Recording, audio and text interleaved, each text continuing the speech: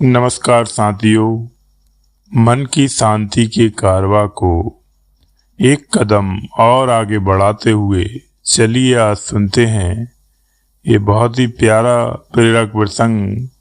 संगति। एक राजा था, उसने एक तोता पाला था। एक दिन तोता मर गया।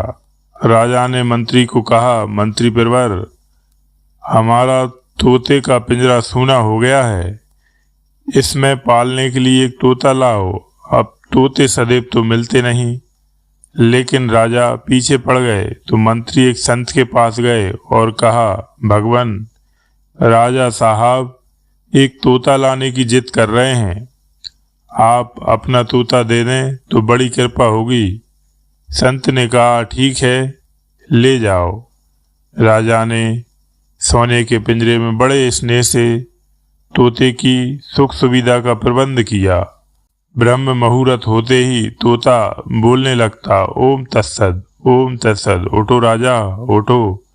महारानी, दुर्लभ मानव तन मिला है, यह सोने के लिए नहीं, भजन करने के लिए मिला है। चित्रकूट के घाट पर भई संतन की भीड़, तुलसीदास चंदन करें, तिलक देत रघुवीर। कभी रामायण की चौपाई तो कभी गीता के श्लोक तोते के मुंह से निकलते। पूरा राज परिवार बड़े सवेरे उठकर उसकी बातें सुना करता था। राजा कहते थे कि तोता क्या मिला, एक संत मिल गए। हर जीव की एक निश्चित आयु होती है, एक दिन वह तोता मर गया।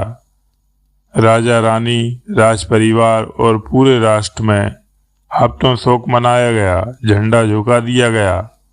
किसी प्रकार राज परिवार ने शोक संवारण किया और राजकाज में लग गए। पुनः राजा साहब ने मंत्री पर खाली पिंजरा सूना सूना लगता है, एक तोते की व्यवस्था हो जाती। मंत्री ने इधर उधर देखा, एक कसाई के यहाँ वैसा ही तोता एक पिंजरे में टंगा दिखा। मंत्री ने कसाई से कहा कि इसे राजा साहब चाहते हैं। कसाई ने कहा कि आपके राज्य में ही तो हम रहते हैं, हम नहीं देंगे, तब भी आप उठा ही ले जाएंगे। मंत्री ने कहा, नहीं, हम तो प्रार्थना करेंगे। कसाई ने बताया कि किसी बहेलिये ने एक वृक्ष से 2 तोते पकड़े थे, एक को उसने महात्मा जी को दे दिया था और दूसरा मैंने खरीद लिया था। राजा को चाहिए तो आप ले जाएं। अब कसाई वाला तोता राजा के पिंजरे में पहुंच गया। राज परिवार बहुत प्रसन्न हुआ। सबको लगा कि वही तोता जीवित होकर चला आया है। दोनों की नासिका, पंख, आकार, चितवन सब एक जैसे थे। लेकिन बड़े सवेरे तोता उसी प्रकार राजा को बुलाने लगा जैसे वह कसाई अपने नौकरों को उठाता था कि उठ हरामी के बच्चे, राजा बन बैठा है, मेरे लिए अंडे ला, नहीं तो डंडे पड़ेंगे।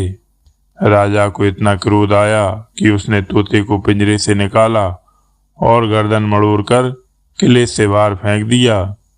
दोनों तोते सगे भाई थे, एक की गर्दन मड़ोड़ दी गई तो दूसरे के लिए झंडे झुक गए। भंडारा किया गया, शोक मनाया गया। आखिर भूल कहाँ हो गई? अंतर तो संगति का था, सत्संग की कमी थी। सत्य क्या है और असत्य क्या है, उस सत्य की संगति कैसे करें?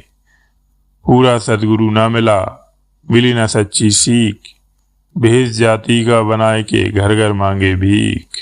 तो साथियों, संगति कभी कभी हमें बड़े सद्गुणों से लाद देती है और संगति ही कभी कभी हमें बड़े अपगुणों से लाद देती है।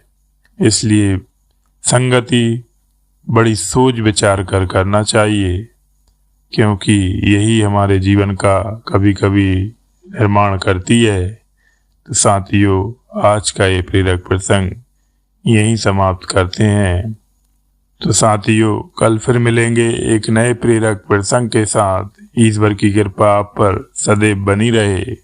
आपका दिन शुभ हो, मंगलमय हो। जय सिया राम, जय श्री कृष्ण, जय श्री राधे। और साथियों, एक निवेदन है, यदि आपने चैनल को सब्सक्राइब नहीं किया है तो प्लीज़ चैनल को सब्सक्राइब कर लें और लाइक कमेंट कर हमें ज़रूर बताएं कि ये प्रेरक प्रसंग आपको कैसा लगा।